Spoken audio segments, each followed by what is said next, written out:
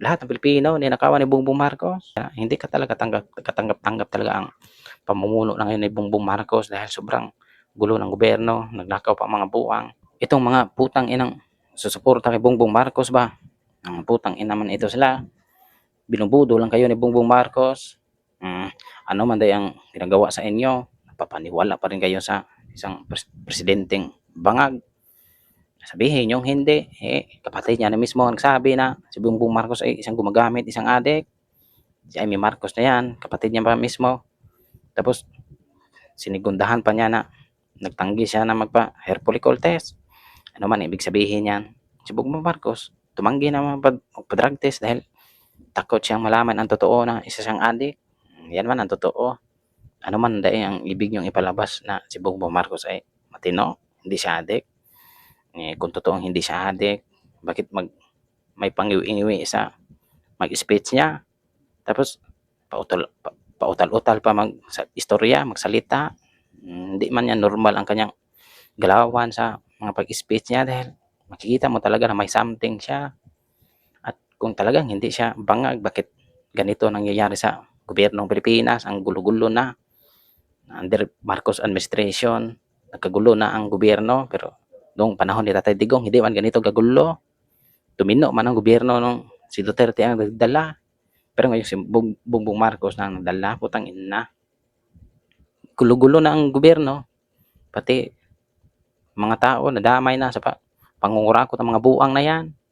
Yung pera sanang para sa flood control, kinurap ng mga buang. Di, marami tuloy nawala ng buhay ng Pilipino dahil sa mga pangungurakot ng mga buang na yan. Hindi talaga katanggap-tanggap ang ginawa ni Bongbong Marcos sa Pilipinas.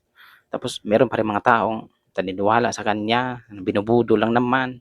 Ito namang mga uto-uto na supporters ni Bongbong Marcos, todo depensa pa rin kay bangag kahit alam nilang isa sila sa mga biktima ni Bongbong Marcos dahil ninakawan din sila ni Bongbong Marcos.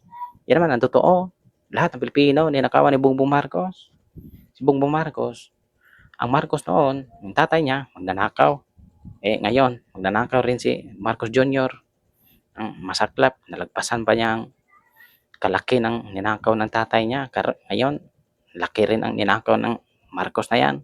Kaya, masasabi talaga ng marami Pilipino na ang mga Marcos ay salot sa bansang Pilipinas. Yan man ang totoo. Kung hindi sila salot sa bansang Pilipinas, bakit sinira nila ang dignidad ng Pilipinas?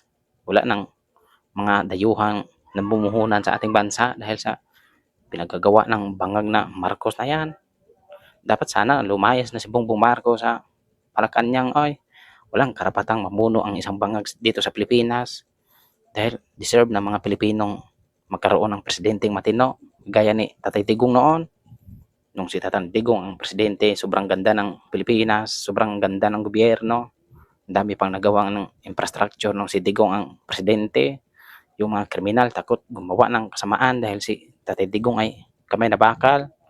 Pero ngayon si Bongbong Marcos ay putang ina, dami ng kriminal na nagbabalikan, dami ng patayan na inosente, tinga hulapan at saka mga kidnapan diyan nagbabalikan na dahil hindi man sila takot kay Marcos dahil alam nila si Bongbong Marcos ay gumaganyan. Tapos walang pakialam sa mga krimen na nangyayari.